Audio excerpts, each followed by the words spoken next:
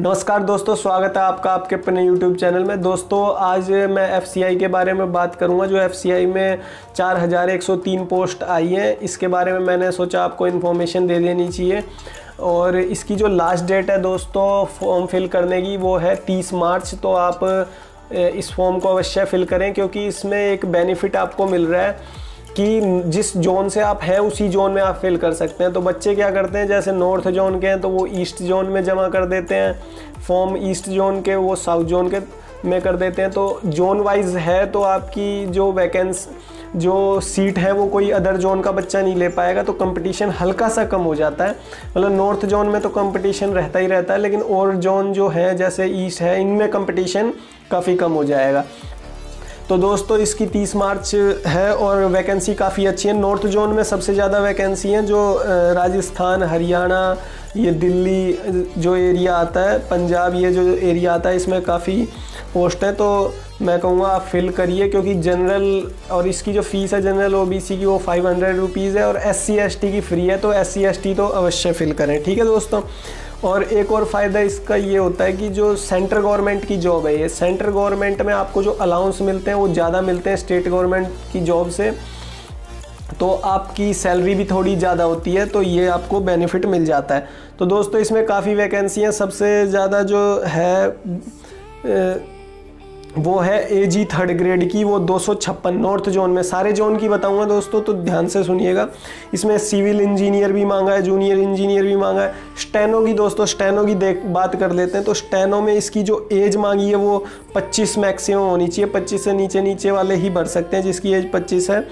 43 post है north zone में दोस्तों, और इसमें डिग्री होनी चाहिए कंप्यूटर साइंस में, या फिर DOEC का होना चाहिए आपके पास सर्टिफिकेट, क्योंकि इसमें मांगा हुआ है। या फिर O लेवल सर्टिफिकेट जो आता है कंप्यूटर का, वो आपके पास होना चाहिए। इसमें RSCIT CCC नहीं चलेगा। और इसकी जो वर्ड शॉर्ट हैंड मांगी है वो 80 वर्ड पर मिनट है, और टाइपिंग स्पीड जो इसमें मांगी है 40 वर्ड पर मिनट है। तो ये याद रखिएगा। AG सेकंड एक है पोस्ट, उसमें 22 पोस्ट है। इसके अंदर आपको बैचलर डिग्री होनी चाहिए हिंदी स्ट्रीम से। तो ये सिर्फ जो हिंदी स्ट्रीम से, हिंदी से जिसने BA करी है, BA इन हिंदी, तो वो ही फिल कर सकते हैं।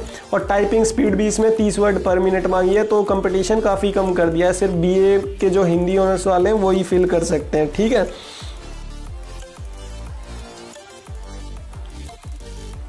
मतलब और नेक्स्ट जो है वो टाइपिस्ट की है, वो हिंदी टाइपिस्ट की मांगी है 16, मतलब हिंदी टाइपिस्ट की 16 पोस्ट है इसके अंदर, और मैक्सिमम एज है 25 ईयर।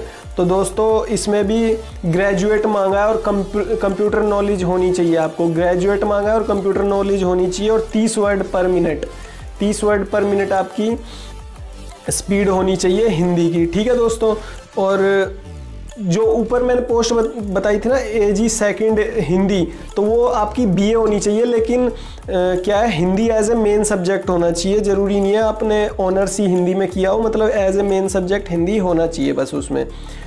थर्ड जो पोस्ट बता रहा हूँ वो AG 3rd है। उसमें AG 3rd है अकाउंट्स में।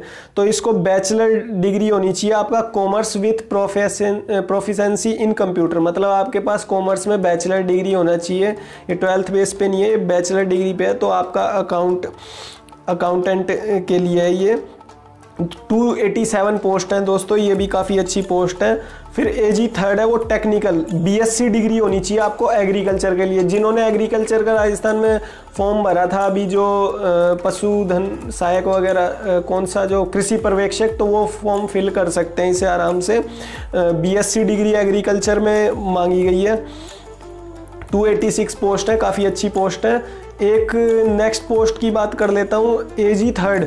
इसमें AG 3rd है, डिपो में आपकी जॉब होगी, जो FCI के डिपो है उसके अंदर। और इसमें 1013 पोस्ट है, काफ़ी ज़्यादा पोस्ट है। बैचलर डिग्री होनी चाहिए, लेकिन इसके लिए भी आपको, मतलब 12th बेस पे नहीं है, सिर्फ बैचलर वाले ही भर सकते हैं इसको।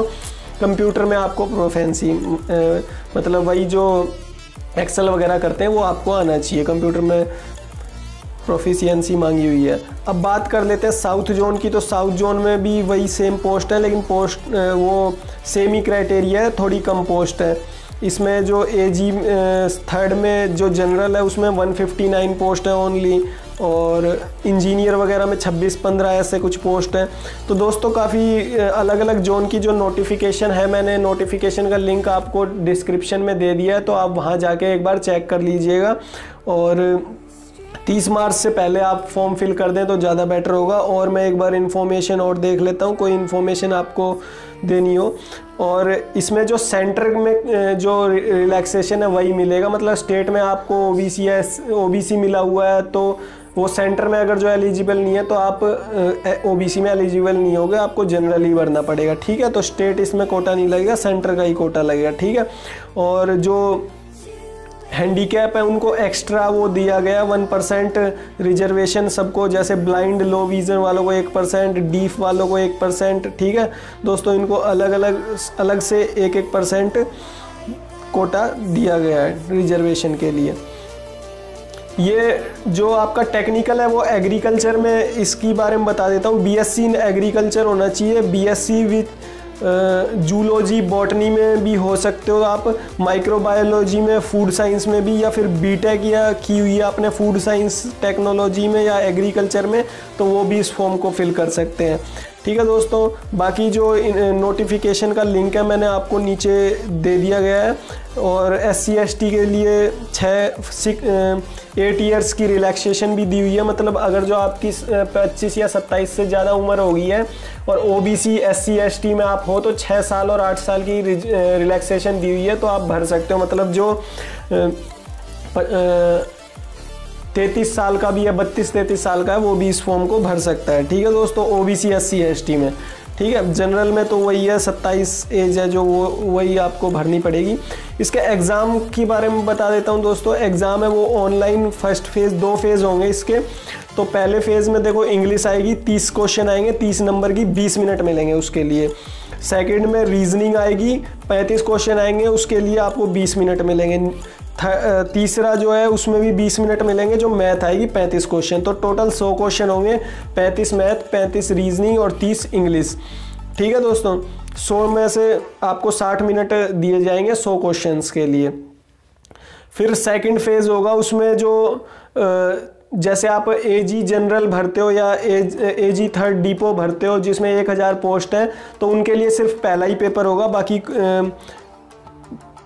कोई पेपर नहीं होगा उसके लिए, ठीक है दोस्तों।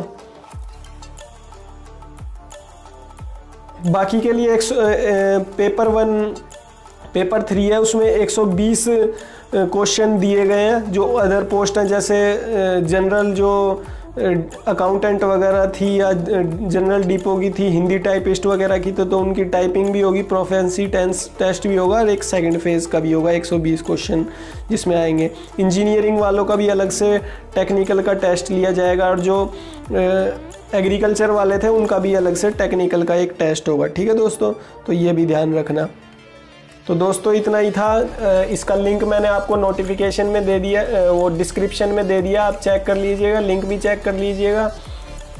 और आपको कोई इसके रिगार्डिंग इन्फॉर्मेशन चाहिए तो आप कमेंट कर सकते हैं, मैं तुरंत आपके जवाब दूंगा। और जैसे ही कोई नई वैकेंसी आती है तो मैं आपको क्या है इन्फॉर्म करूंगा। और दोस्तों चैनल को सब्सक्राइब ज़रूर करें, आपका प्यार मिलता रहेगा तो वीडियो बनाने में हमारी भी हेल्प होगी। थैंक यू दोस्तों, जय हिंद, जय भारत।